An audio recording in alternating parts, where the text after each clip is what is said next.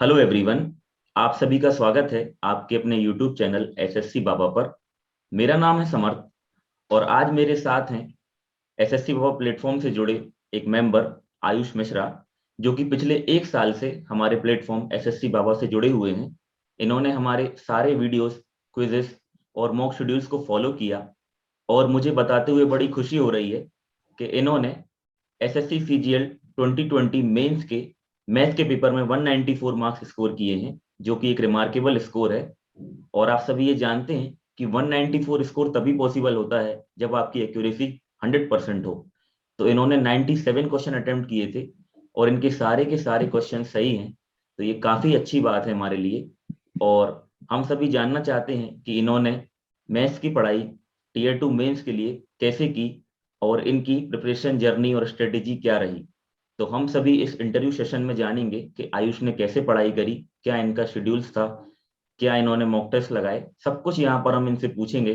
तो आप इस इंटरव्यू सेशन में बने रहें और इसको एंड तक देखें, आपको बहुत कुछ सीखने को मिलेगा। तो चलिए हम इस सेशन को स्टार्ट करते हैं।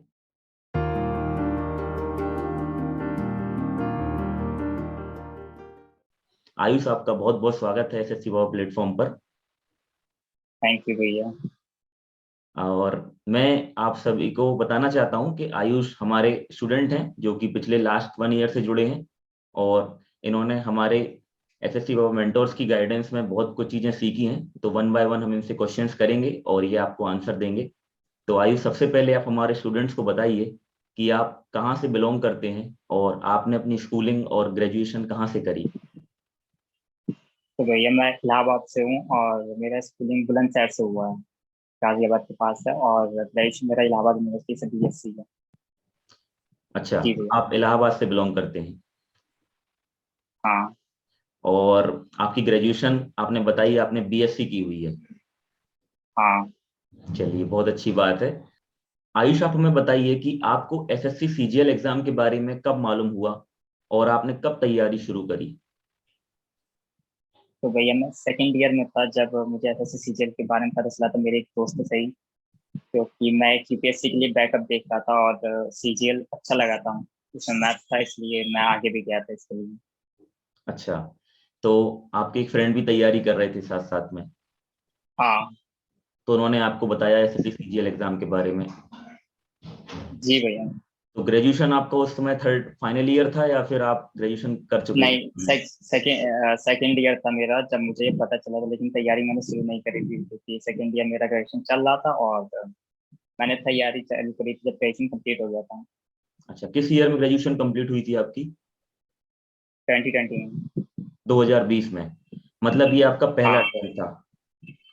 हाँ। तो बहुत बहुत अच्छी बात है। आप सभी देख सकते हैं कि आयुष का ये पहला अटेम्प्ट था जो कि 2020 में इन्होंने दिया और इतना अच्छा इन्होंने स्कोर किया। तो पहले अटेम्प्ट में भी कोई ऐसा नहीं होता है जो आप समझते हैं कि पहले अटेम्प्ट में प्रॉब्लम आती है या कुछ लोगों का स्कोर कम हो जाता है, ऐसा नहीं होता है। पहले अटेम्प्ट में भी आप बहुत अच्छा स्कोर कर सकते हैं। तो आयुष, आप हमें बताइए कि आपने एसएससी सीजीएल के एग्जाम के बारे में जब जाना तो फिर आपने इसकी कोचिंग कहाँ से करी, ऑफलाइन कोचिंग करी या ऑनलाइन, आप कुछ प्रेफर किया आपने। भैया पहले मैंने ऑफलाइन लिया था इसका। यहाँ वसीम सर उन्हीं से लिया था, थर्ड ईयर के दौरान लिया था मैंने। और लेकिन जनवरी मैंने वैसे बंद कर दिया था, 4 महीने मैंने लिया था कोचिंग और अच्छा। जनवरी में बंद कर दिया था क्योंकि थर्ड ईयर का पेपर था उसमें। अच्छा, थर्ड ईयर का पेपर था आपका। हाँ। और कोविड की वजह से वो बाद में पोस्टपोन होता रहा और लगभग ये आपका सितंबर में पेपर हुआ था थर्ड ईयर का। तो उसकी वजह से ना मैं सीजीएल पढ़ पाया और पूरा टाइम मैंने बीएससी को ही दिया था। अच्छा, तो आपने पहले अपनी ग्रेजुएशन कंप्लीट करी फिर आपने सोचा कि पढ़ाई उसके बाद करेंगे एग्जाम की। हाँ।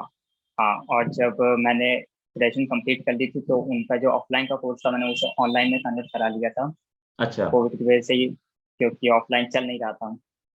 ओके, तो आपकी जो कोचिंग इंस्टीट्यूट थी आप उसका नाम फिर से बताएंगे एक बार और सर का नाम जिनसे आपने पढ़ा। कोचिंग इंस्टीट्यूट थी द स्पीड थी और सर थे Waseem sir. Waseem sir the speed coaching. जी। ओके, तो वहां पे आपने फिर पढ़ाई स्टार्ट करी, फिर आपका जो सिलेबस 3-4 महीने ऑफलाइन आपने किया फिर आपने ऑनलाइन शिफ्ट कर लिया।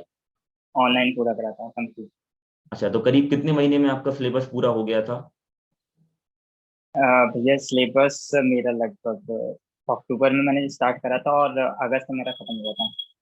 ओके, तो फिर सिलेबस कंप्लीट होने के बाद आप हमें बताइए कि आपने मतलब साथ साथ आप रिवीजन करते थे या पहले आपने सोचा कि सिर्फ सिलेबस कंप्लीट करेंगे, जी क्या भैया, स्ट्रेटजी थी? रिवीजन में साथ साथ करता था मैं। वीक में डिवाइड कर देता था डेज को, मतलब कि 4 डेज मैं नया पढ़ूंगा, लेकिन कुछ रिवीजन नहीं करूंगा। ओके। और रिमेनिंग के 3 डेज मैं केवल और केवल रिवीजन को दूंगा और उसमें कुछ नया नहीं करूंगा। मेरा ये था।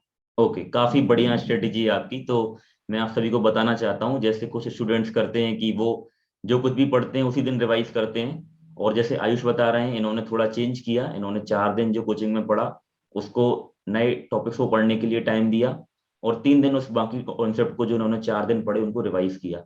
तो ये भी काफी अच्छी मेथड है, इससे आपका रिवीजन होता रहेगा। तो काफी अच्छी बात है ये। तो फिर आयुष आप मुझे बताइए कि आपका सीजीएल 2020 का टीयर 1 कब था, और आपका क्या रॉ स्कोर रहा? अपना इंडिविजुअल स्कोर ही बताइए और सब्जेक्ट वाइज स्कोर भी हमें बताइए, कैसा आपका एक्सपीरियंस था पूरा? तो मेरा टीयर 1 18 अगस्त 2021 को था और मेरा रॉ स्कोर था 162.5 और नॉर्मलाइज था मेरा 178 है। और इंडिविजुअल स्कोर मेरा जीएस में 33, reasoning okay. 40.5 and English math 45। Okay, मतलब आपका जीएस में स्कोर 33.5 था, मतलब काफी अच्छा स्कोर है आपका जीएस का। तो आपने जी। जीएस के लिए सेल्फ स्टडी की थी या फिर उसके लिए भी कोचिंग आप गए थे? नहीं भैया, मैंने मैथ के अलावा और किसी कोचिंग नहीं ली थी। जीएस मैंने आपके प्लेटफॉर्म से पूरा करा था, पूरा स्टैटिक और करंट अफेयर्स दोनों आपसे ही करे थे मैंने। अच्छा, जो हमारे प्लेटफॉर्म पर जो अमित भाई हैं उन्होंने जो पीडीएफ दी थी उनसे पढ़ा जी आपने? भैया। ओके। हाँ हाँ।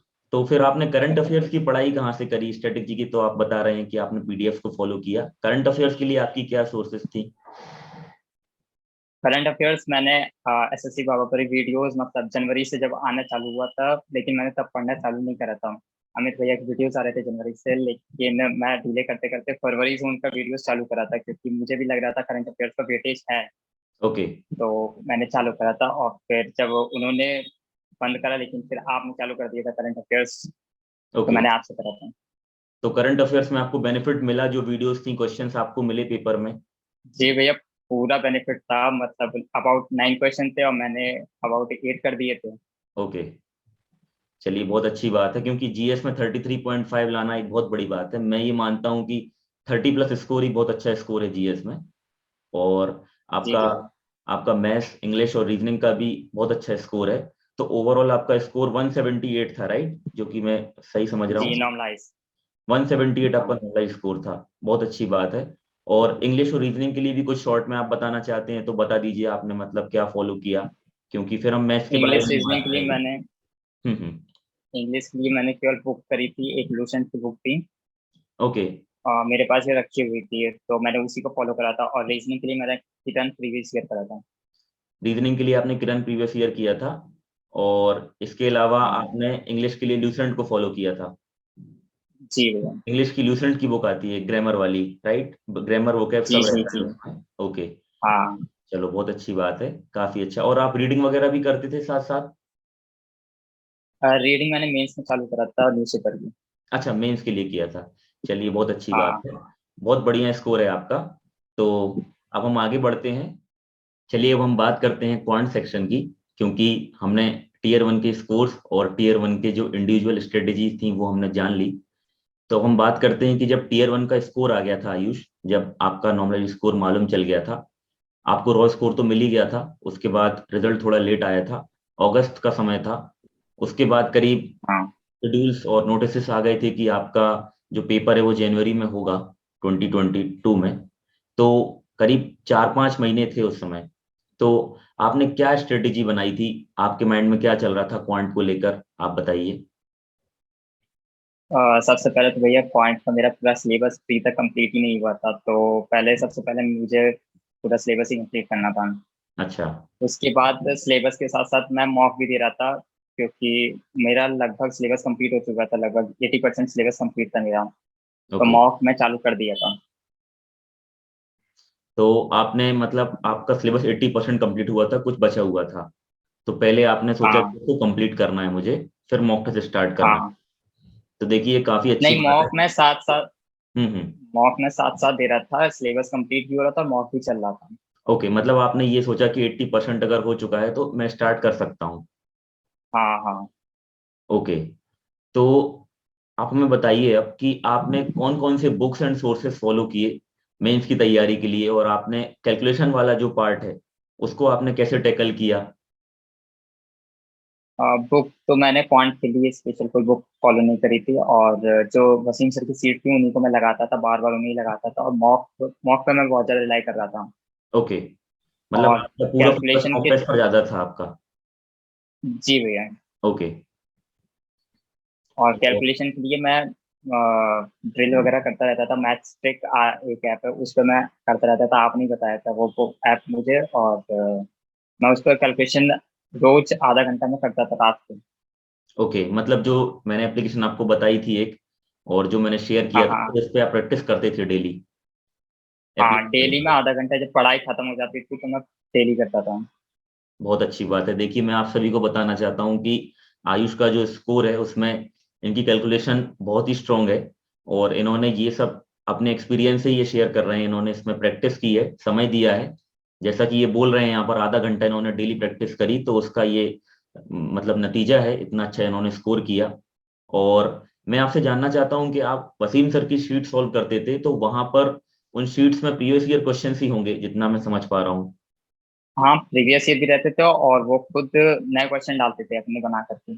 अच्छा, खुद नए क्वेश्चंस वो देते थे। हाँ। ओके, और आपने कोई पिनेकल या किरण वाली बुक उस समय फॉलो नहीं करी थी। नो भैया, मैंने कुछ फॉलो नहीं करा था। ओके, मतलब आपको एक शीट्स मिल मैं, गई थी तो आपको उनको ही रिवाइज करना था बार बार। हाँ, सीट्स मिल गई थी, रिवाइज करना था। प्रीवियस ईयर के लिए मैंने बहुत ज्यादा फॉलो करा था मॉक। आपका मॉक फॉर्म में ही लगाता था मैं प्रीवियस ईयर। बुक से ओके मैंने कोई भी, या फिर पीडीएफ से कुछ नहीं लगाया था मैंने। ओके ओके, तो आप एक क्वेश्चन का आंसर दीजिए, हमें बताइए कि आपने उनकी शीट्स लगाई थी और आपको मालूम भी था कि कैसे क्वेश्चंस वो नए बना रहे हैं और कुछ प्रीवियस ईयर भी हैं, तो आप हाँ, बताइए कि आपके अकॉर्डिंग प्रीवियस ईयर क्वेश्चन की कितनी इंपॉर्टेंस है एसएससी के एग्जाम्स में। आपने क्या एक्सपीरियंस। बहुत ज्यादा भैया। बहुत ज्यादा। इस साल आपको, आपने देखा ही होगा कि प्रीवियस ईयर पूरा साल बस आपकी कैलकुलेशन बहुत ज्यादा दे दिया था। ओके। कैलकुलेशन में सब बच्चे लैग कर गए थे वहां पर। यस, मतलब नहीं तो कैलकुलेशन का कंसेप्ट पार्ट सेम स्ट्रॉन्ग था। रहा है। हाँ, कंसेप्ट तो बिल्कुल सेम था, कंसेप्ट में कोई चेंज नहीं था। हाँ, मतलब यही मैं जानना चाहता हूँ कि आप सभी स्टूडेंट्स को बताएं कि आपने इतना अच्छा स्कोर किया है, तो आप बताएं कि प्रीवियस ईयर क्वेश्चन की इंपॉर्टेंस क्या है। जी भैया, बहुत ज्यादा इंपॉर्टेंस है। प्रीवियस ईयर करना है तो या तो बुक से कर लीजिए या फिर मॉक से कर लीजिए, दोनों में से एक करिए। दोनों करने को कोई मतलब नहीं होता। अच्छा। ओके, मॉक टेस्ट से भी कर सकते हैं अगर सिलेबस कंप्लीट हो गया है तो, या जी। फिर बुक फॉलो कर सकते हाँ हैं, पिनेकल या किरण जो भी है। हाँ, मॉक से बेहतर होगा, क्योंकि आपको वहां पर स्क्रीन में ही पेपर भी देना है, तो ओके बिल्कुल वही आपको इन्वायरमेंट मिलेगा। ओके ओके, ठीक है। मॉक टेस्ट की तरफ आते हैं और देखते हैं। मॉक टेस्ट के बारे में आपसे मैं पूछना चाहता हूँ कि आपने प्रीवियस ईयर के मॉक टेस्ट और नए मॉक टेस्ट कौन कौन से दिए, और मेंस के पहले तक आपने कितने मॉक टेस्ट दिए, क्या आपकी स्ट्रेटेजी थी मॉक टेस्ट को लेकर। प्रीवियस ईयर के तो मैंने सारे दे दिए थे, मतलब 19 तक मैंने दिया था। 19 से पहले मैंने, 19 और 18, ओके, 18 से पहले मतलब मैंने किया था। सीजीएल 19 के 3 मॉक्स और सीजीएल 18 के 3 मॉक्स आपने दे दिए थे 18। सारे। ओके हाँ। ओके, और उसके अलावा। उसके अलावा मैंने टेक्स्ट बुक, क्रिएटर, सुपरमॉक और ओली बोर्ड को मैंने बहुत ज़्यादा रिलाई करा था ओके, कैलकुलेशन की वजह से। अच्छा, तो मतलब आपने इन चारों प्लेटफॉर्म के मॉक टेस्ट सीरीज परचेज किए थे और इनके मॉक टेस्ट दिए थे, हाँ हाँ। तो कितने कितने मॉक टेस्ट दिए थे आपने चारों टेस्ट सीरीज के, बता सकते हैं आप। मैंने चारों के, मतलब टेक्स्ट बुक के लगभग 25 मॉक थे, मैंने सारे दिए थे। Okay text book grade up के मैंने सारे दिए थे, सुपर मॉक के मैंने ज़्यादा नहीं दिए थे, लगभग 15-20 दिए थे। ओके और ओली बोर्ड के मैंने बहुत ज़्यादा दिए थे। ओके, मतलब ऑले बोर्ड आपने थोड़ा कैलकुलेशन के पार्ट को ध्यान में रखते हुए दिए थे कि थोड़ा स्ट्रांग हो जाए, हाँ। मतलब उसके लिए आप प्रिपेयर जी रहें जी। फर्स्ट के लिए भी अगर बहुत कैलकुलेटिव पेपर आता है। ओके, हाँ, तो आप मुझे बताइए कि आपको इन चारों टेस्ट सीरीज में सबसे बेस्ट कौन सी दो टेस्ट सीरीज लगी, अगर मैं दो के नाम जानना चाहता हूँ तो आप क्या बोलेंगे। एक तो पहला, सबसे पहले मेरा भैया ओली बोर्ड, और टेक्स्ट बुक सेकंड नंबर पर, क्योंकि टेक्स्ट बुक में इस बार लेंथी क्वेश्चन ज़्यादा दे रहा था, और कैलकुलेशन उतना नहीं था, लेकिन लेंथी बहुत ज़्यादा दे रहा था। ओके, तो ऑलिव बोर्ड आप क्यों सजेस्ट करना चाहेंगे, मतलब आपने क्या एक्सपीरियंस किया वहां पर। ओले बोर्ड में ये रहता है कि आपका मतलब पेपर वैसा नहीं आएगा, लेकिन उससे थोड़ा सा नीचे रहेगा, लेकिन पूरा इरेलीवेंट नहीं रहता है वो। अच्छा। रेलिवेंट रहता है, बस उसकी कैलकुलेशन बहुत ज्यादा रहती है। ओके, तो आपको वो बेटर लगा कि कैलकुलेशन के पार्ट को स्ट्रॉन्ग करना है, इसलिए आपने प्रेफर किया ओलिव बोर्ड को। हाँ ओके, और सेकंड आपने टेक्स्ट बुक आपको बहुत अच्छा लगा। टेक्स्ट बुक का हाँ पैटर्न भी आपको प्रीवियस ईयर जैसा लगा होगा, या जो आपने एक्सपीरियंस हाँ। किया वो आप बताइए। मतलब टेक्स्ट बुक में आपको सबसे बेस्ट पार्ट क्या लगता था? टेक्स्ट बुक इस बार मेरा थोड़ा सा डाउन था, मतलब कि उसमें मुझे उतना ज्यादा लग नहीं रहा था, मतलब रेलिवेंट टाइप नहीं लग रहा था, इरेलीवेंट ज्यादा लग रहा था मुझे। अच्छा, क्योंकि इस बार लेंथी बहुत ज्यादा क्वेश्चन दे दिया था, मॉक किस तरीके से रहा था मुझे खुद नहीं समझ आ रहा था। क्योंकि उनके 25 में से कुछ मॉक्स डिफिकल्ट थे, मतलब कुछ ऐसे थे जिनमें हाँ बहुत ज्यादा हो जाएगा। जिनमें मतलब बहुत कम स्कोर पर भी आपका परसेंटाइल बहुत ज्यादा आ रहा था, ऐसा कुछ मैंने देखा था। जी भैया। हाँ हाँ हाँ। ओके, चलिए बहुत अच्छी बात है। तो अच्छा है, मतलब कोई भी आपके अकॉर्डिंग ये भी 4 टेस्ट सीरीज आपने फॉलो करी, मेरे हिसाब से तो अगर 2 टेस्ट सीरीज भी कोई करता है तो सफिशियंट है, अगर अच्छी टेस्ट सीरीज है। जी और तो आपके बिल्कुल। कितने कितने मॉक टेस्ट आपके टोटल हो गए थे, काउंट आपको याद है कुछ? अबाउट 100 प्लस हुआ था, लेकिन ज्यादा नहीं हुआ था, 105 110 हुआ था बस। अच्छा, 105 कुछ हो गए थे, बहुत अच्छी बात है। मतलब इतने हाँ। दिनों में आपने मॉक टेस्ट दिए, और आपने कुछ दिनों में आपने दो दो मॉक टेस्ट भी दिए होंगे। नहीं, मैंने दो नहीं दिए थे कभी। अच्छा, हमेशा आपने एक एक दिन में एक ही मॉक टेस्ट दिया है। हाँ हाँ मतलब हाँ। मतलब सबसे अच्छी बात मैं हमारे स्टूडेंट्स को बताना चाहता हूँ कि आयुष की कंसिस्टेंसी बहुत अच्छी थी। अगर इन्होंने 105 मॉक दिए या 100 प्लस मॉक दिए हैं, तो आप समझ लीजिए कि इनकी पूरी रिलायबिलिटी इनके मॉक टेस्ट पर थी। इन्होंने कोई बुक को उतना फॉलो नहीं किया, अपनी शीट्स को सॉल्व किया और मॉक टेस्ट ही देते रहे। और इतने दिन तक 100 मॉक टेस्ट देना एक अपने आप में बड़ी बात है, क्योंकि पेपर के लिए भी 4-5 महीने का समय था। तो बहुत अच्छी बात है आयुष। और आप थोड़ा हमें बताइए कि जब आप मॉक टेस्ट देते थे तो मॉक टेस्ट में आपकी स्ट्रेटेजी क्या थी, आप क्या फॉलो करते थे और एनालिसिस कैसे करते थे आप मॉक टेस्ट की? तो मॉक की स्ट्रेटजी मेरी दो थी, मतलब पहली तो वो थी, मतलब जो सब लोग फॉलो करते हैं, एक कॉमन टाइप स्ट्रेटजी जो होती है, फर्स्ट क्वेश्चन से चालू करना और अंत ओके। तक जाना। ओके। लेकिन मेरा उससे स्कोर हो नहीं रहा था, मतलब कभी 150 हो जाता था और फिर एकदम से अचानक से 190 प्लस पहुंच जाता था। तो एक तरीके से लक फैक्टर काम कर रहा था मेरा इसमें।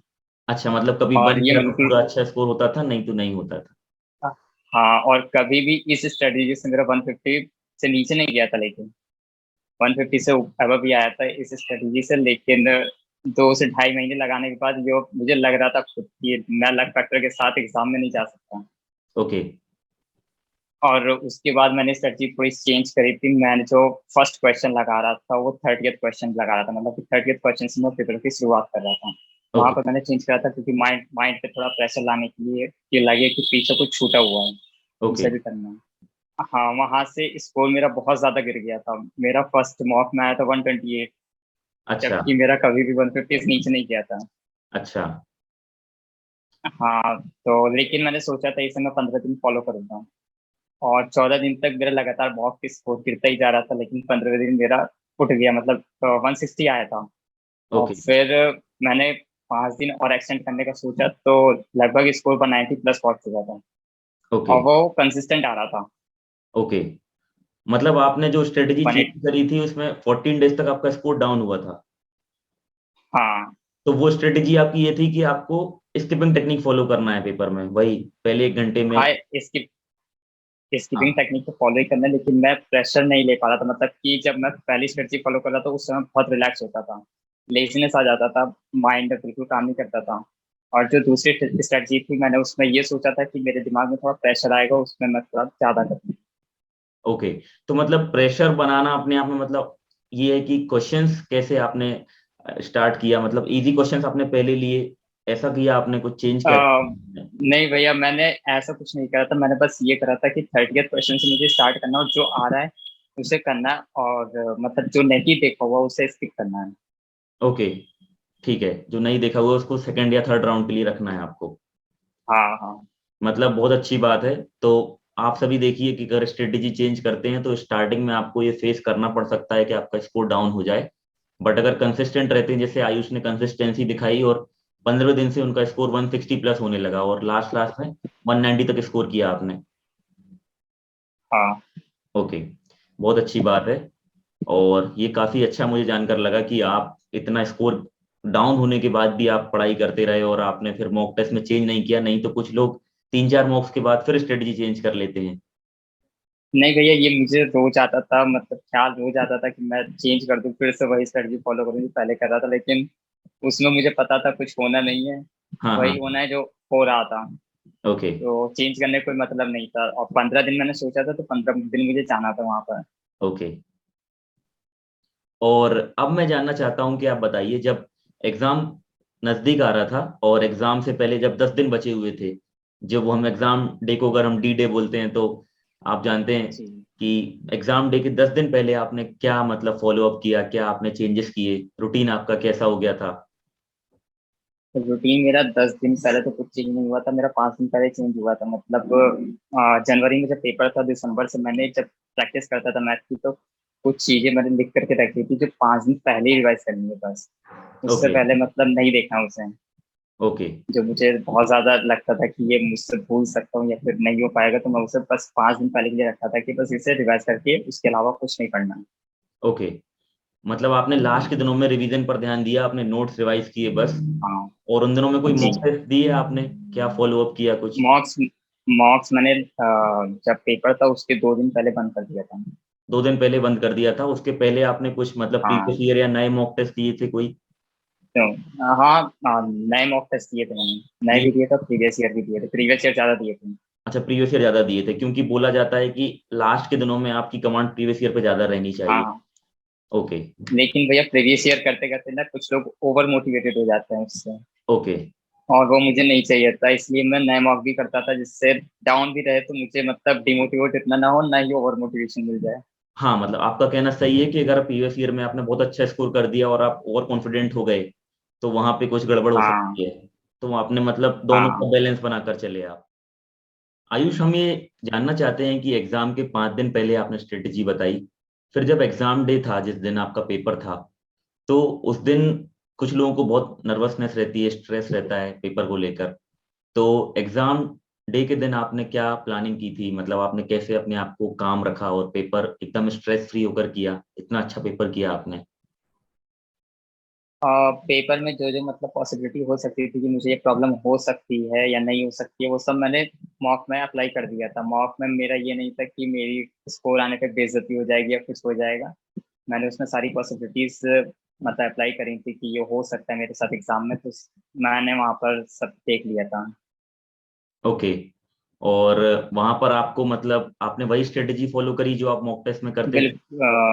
बिल्कुल भैया। ओके, मतलब पेपर आपका वही स्ट्रेटेजी से आपने फॉलो किया और आपका टाइम पर पेपर कंप्लीट हुआ। हाँ, ओवरऑल आपको पेपर का एक्सपीरियंस कैसा लगा सीजीएल 2020 मेंस में? अगर पॉइंट की बात करें तो कैसा लगा आपको लेवल इसका? पेपर बढ़िया था, लेवल तो बढ़िया था, क्वेश्चन का लेवल मतलब सेम था, लेकिन कैलकुलेशन का लेवल अप था। ओके, मतलब कैलकुलेशन अप है और प्रीवियस ईयर पैटर्न रिपीट हाँ, हुआ है। फॉलो करा है। ओके, बहुत बढ़िया। तो आपसे मैं ये जानना चाहता हूँ, आपने इतना बढ़िया पेपर किया और कुछ लोगों को ऐसा ग्रिड रहती है कि पूरे क्वेश्चन करके आना है, अगर 95 तक पहुंच गए हैं, तो आपने सिर्फ 97 ही करे। तो ऐसा क्या आपके माइंड में चल रहा था कि ये 3 क्वेश्चन छोड़ देता हूँ? मतलब आपने क्या दिमाग, आपके दिमाग में क्या आया उस समय? नहीं भाई, माइंड में मेरा कुछ नहीं चल रहा था। मेरा एग्जाम जिस दिन था उस दिन मतलब कि जो सेंटर था वहां पर बहुत गड़बड़ी हो गई थी, मेरा 10 मिनट वेस्ट हो गया था शुरू का। और जब 10 मिनट वेस्ट हो गया था, 5 मिनट मैंने वेस्ट इसलिए कर दिया क्योंकि वो 10 मिनट वेस्ट हो गया था, इसलिए सोचने में मेरा 5 मिनट वेस्ट हो गया। और मेरे 15 मिनट में केवल 2 या 3 ही क्वेश्चन हो पाए थे बस। और इस वजह से मेरा टाइम थोड़ा सा कम पड़ा था, और जब मैं लास्ट क्वेश्चन मतलब 97 पे पहुंचा था, और जब 98 पे गया था, मेरे पास केवल 50 या 55 सेकंड बाकी थे। इसलिए मैं 3 क्वेश्चन देख ही नहीं पाया था। मतलब लगा सकता था, गैस कर सकता था, लेकिन ब्लाइंड गैस मुझे समझ नहीं आया कि सही रहेगा करना। मतलब वो 3 क्वेश्चंस भी आप कर सकते थे, आपने उनको देखा नहीं? हाँ। ओके। और क्या गड़बड़ी हो गई थी एग्जाम सेंटर पर? एग्जाम सेंटर पर मतलब जब हम लोग पहुंचे अंदर, तो सिक्योरिटी बहुत टाइट थी। मतलब चेकिंग ऐसे हो रही थी जैसे किसी टेररिस्ट वगैरह की चेकिंग हो रही हो। अच्छा। इसमें बहुत ज्यादा लेट हो गया था। मतलब सर्विसिंग बहुत ज्यादा धीमी थी उन लोगों की। और ना ही रफ कॉपी हमारे पास आई थी, ना कमीशन कॉपी आई थी, और ना सिस्टम चालू हो पाया था। और 10 मिनट इसीलिए पूरा वेस्ट हो गया था। ओके, मतलब 10 मिनट तक ये सब चीजों का इंतजार करते रहते सब लोग, और पेपर उसके बीच हाँ में चालू हो हाँ गया था, हाँ। मतलब पेपर स्टार्ट था आपका? पेपर स्टार्ट था। ओके, मतलब सब वहां पे परेशान थे, तो इसमें आपका पैनिक हुआ और टाइम वेस्ट हो गया। हाँ ओके, मतलब आपने पूरा पेपर जो है वो 105 या 110 मिनट में किया है। जी भैया। बहुत अच्छी बात है, बहुत अच्छी बात है। मतलब ये सभी के लिए सीखने वाली बात है कि इतने, कभी आपकी सिचुएशन आपके फेवर में ना हो और ऐसा कुछ हो जाए तो कैसे अपना काम और कंपोजर आप बचा कर रखें और अच्छे से पेपर करें। तो ये सभी के साथ प्रॉब्लम थी हाँ एडमिशन कॉपी वाली। हाँ भैया, ये सिचुएशन मैं मतलब पहले सुन लिया था, सिद्धांशु भैया ने बताया था, अमित भैया के साथ ये हो चुका था पहले, तो मतलब पेपर के कुछ दिन पहले ही मुझे पता चला था, लेकिन मैंने सोचा ये मेरे साथ भी हो सकता है, तो हम्म। मैंने ये अप्लाई करा था मॉक में, मैंने ये भी अप्लाई कर दिया था। ओके, मतलब जैसा बताया गया था कि इतना कुछ 15 मिनट पहले मॉक कंप्लीट करके देख लें जिससे थोड़ा सा टाइम हाँ मैनेजमेंट हाँ हो। हाँ ओके, हाँ। की बात है। तो आप ये बताओ कि आपको ऐसा मन में लालच नहीं रहा कि मतलब वन इतना कर दिया है तो 200 में 200 भी आ सकते हैं, 3 गैस लगा देता हूँ 50 सेकंड में? जी भैया, ब्लाइंड गैस में लगा सकता था, लेकिन मेरे गैस और कभी काम ही नहीं करते थे, मैंने प्री में भी 6 गैस लगाए थे, लेकिन 6 में से एक भी सही नहीं हुआ था, तो मतलब कुछ समझ नहीं आ रहा था, मैंने छोड़ दिया था फिर। अच्छा, प्रीलिम्स में भी आपने किया था गैस वर्क, तो आपने सोचा कि नहीं करना है, हाँ हाँ कितना किया, एक्यूरेसी से किया है। हाँ। चलिए, अच्छा है कि आपने सारे क्वेश्चन किए और 97 करे आपने, सारे सही निकले, आपकी एक्यूरेसी 100% रही। और मैं ये मानता हूँ कि आपकी मॉक टेस्ट में भी एक्यूरेसी बहुत अच्छी रहती होगी। भैया मॉक में मेरा मतलब कंसंट्रेशन उतना नहीं बन पाता था घर पर। ओके। घर पर मैं जब मॉक लगाता था उतना कंसंट्रेशन नहीं बन पाता था, और ये मैं जानता था कि मेरा पेपर में एग्जाम टाइम में बहुत ज्यादा कंसंट्रेशन होता है, तो उसकी मैं मतलब ज्यादा वो भी नहीं होता था पैनिक की। घर पर मतलब एक्यूरेसी नहीं बनती, घर पर मेरा लगभग कभी 2 या फिर कभी 5 गलत हो जाते थे, मतलब ये नहीं था कि कभी भी 100% एक्यूरेसी रही है मेरी, कभी नहीं थी। अच्छा अच्छा। और वहां पर आपको कुछ हाँ। ऐसी प्रॉब्लम फेस करने को मिली, जैसे कुछ लोग बोल रहे थे कि जो लेटर्स थे वो बड़े बड़े थे, माउस का क्लिक जो लैग कर रहा था, क्वेश्चन पैलेट नहीं भाई, हो रहा था? ये ऐसा कुछ तो नहीं हुआ था, और ओके, सब तो ठीक था, बस यही था कि मुझे 10 मिनट बस बाद मिला था पेपर स्टार्टिंग। करने को। तो फिर जब हाँ 15 मिनट आपके वेस्ट हो गए थे, 10-15 मिनट आपने 2-3 सवाल करे थे, तो उस समय तो आप बहुत स्ट्रेस में आ गए होगे, इतनी पढ़ाई की है और ऐसा हो गया। तो उस समय जी क्या सोच भैया, रहा था कि? स्ट्रेस तो था, लेकिन ये भी था कि अभी मेरे पास 15 मिनट जा चुके हैं, लेकिन अभी 105 मिनट बाकी हैं, गुड। ओके। उसमें बहुत कुछ हो सकता है, और अगर करा जाएगा तो 100 भी हो सकता है, बहुत अच्छी बात है, तो यही मैंने ये होना यही चाहिए। सोच करके आगे करा था। अच्छा, फिर ऐसा कुछ था कि आपको, आपने 1 घंटे में को डिसाइड किया, क्या आप बता सकते हो, कुछ आपको याद है कि कितना टाइम हो गया था, कितने क्वेश्चंस आपके लग चुके थे, ऐसा कुछ याद? मैंने हाँ, मैं मतलब कि 105 मिनट जब चालू करा था तो मैं टाइम को ही कवर कर रहा था कि टाइम कवर हो जाए किसी तरीके से, लेकिन वो लास्ट तक नहीं हो पाया था मेरा, लगभग 1 घंटे में मेरे नॉर्मल मेरे 57-60 हो जाते थे, लेकिन उस समय मेरे 40 हुए थे केवल। 1 घंटे में? ओके। हाँ ओके, मतलब फिर भी आपने सोचा कि सब कुछ हो जाएगा, बस मुझे ऐसे ही करते रहना है। हाँ हाँ। ओके, बहुत बढ़िया। और कोई क्वेश्चन ऐसे मिले थे आपको बीच में जहां पर आपने उनको 2 या 3 बार में सॉल्व किया हो, जहां पर आपका आंसर जी ना मिल भैया। पाया हो? हाँ, ओके। ये सिंप्लीफिकेशन में मुझे फंसा दिया था। सिंप्लीफिकेशन में? सिंप्लीफिकेशन में कर रहा था। हाँ, सिंप्लीफिकेशन मैंने लगभग 3 बार करा था, और तीसरी बार में वो आंसर आया था। तीसरी बार में? ओके, मतलब उसमें आपका टाइम काफी चला गया। हाँ ओके, नहीं, हाँ। बहुत अच्छी बात है। और ये सब चीजें सभी के साथ होती हैं, एग्जाम में ऐसी चीजें पॉसिबल हैं, कुछ आंसर्स नहीं आते हैं, तो बहुत अच्छा है। जी भैया। और आप मुझे बताओ कि आपका मेंस कंप्लीट होने के बाद आपका अभी ओवरऑल स्कोर क्या है, और मैथ्स और इंग्लिश में क्या और स्कोर आपका? मैथ्स का तो मालूम ही है, इंग्लिश का और ओवरऑल स्कोर आप बताइए। इंग्लिश का मेरा 165 का आउट ऑफ 200, और ओवरऑल मेरा 537 है 600 में। ओके, 537, मतलब बहुत अच्छी बात है ये। इस बार सीजीएल 2020 में 537 एक बहुत ही अच्छा स्कोर है, मतलब कंसिडरेबल है कि आप आने वाले टाइम में डिस्क्रिप्टिव अच्छा रहेगा तो 4000 ग्रेड पे आपकी पोस्ट कंफर्म रहेगी। बहुत अच्छा स्कोर है जी। आपका। चलिए, अच्छी बात है। और अब एक मैं क्वेश्चन पूछना चाहता हूँ आपसे कि आपकी पूरी प्रिपरेशन जर्नी में एसएससी वो प्लेटफॉर्म ने आपको क्या मदद करी, और मतलब क्या आपकी स्ट्रेटेजी में चेंजेस आए, कुछ अलग से आपको एसएससी वाओ में प्लेटफॉर्म में कुछ मिला हो तो वो आप बताएं। एसएससी बाबा मुझे मतलब कि गाइडेंस तो बहुत ही ज़्यादा मिली थी, मोटिवेशन पूरा रहता था, ओके। और जीएस का मटेरियल बहुत ज़्यादा हुआ था, और जब यहाँ पर क्विज़िज चल रहे थे, क्विज़िज से मतलब मेरा टाइम जो था इंग्लिश और जीएस करने का वो बहुत ज़्यादा इंप्रूव हुआ था, और मैथ की जब क्विज़िज होती थी उसमें भी टाइम इंप्रूव होता था मेरा। ओके। क्विज़िज से मेरा इंग्लिश का टाइम लगभग 10 मिनट चल रहा था, उससे मेरा 7 मिनट और 8 मिनट में आ गया था। अच्छा, इंग्लिश का और टाइम हो गया था। ओके। हाँ हाँ, और प्री के टाइम पे मतलब जब पेपर आने वाला था तो सांसु भैया ने कहा था कि टॉप 50 में जो भी बच्चे 180 कर सकते हैं स्कोर, तो मैं भी 2-3 बार आया था टॉप 50 में। ओके। तो मतलब पूरा कॉन्फिडेंस था कि मैं भी कर सकता हूँ 180 स्कोर, और 180 मैंने टारगेट भी करा था वो। ओके। लेकिन वो उस समय थोड़ा सा वहां भी गड़बड़ी हो गई थी, प्री के पेपर में भी थोड़ी सी गड़बड़ हुई थी मेरे से, और फिर स्कोर कम हो गया था। अच्छा, तो आपको मेंस की स्ट्रेटेजी में कुछ हेल्प मिली थी? जो कुछ मॉक शेड्यूल्स वगैरह दिए थे वो आपने फॉलो किए हैं, और उसमें जी आपको भैया कुछ बिल्कुल। जब मेरा स्कोर कम आ रहा था सेकंड स्ट्रेटेजी से, बहुत ज्यादा कम हो रहा था, एक बार मेरा 150 आया था ग्रेड अप पर, मुझे याद है, तो सिद्धांशु भैया ने कहा था कि you have more capabilities than you are scoring. मुझे भी पता था कि मैं उससे ज्यादा स्कोर कर सकता हूँ, लेकिन हो नहीं रहा था।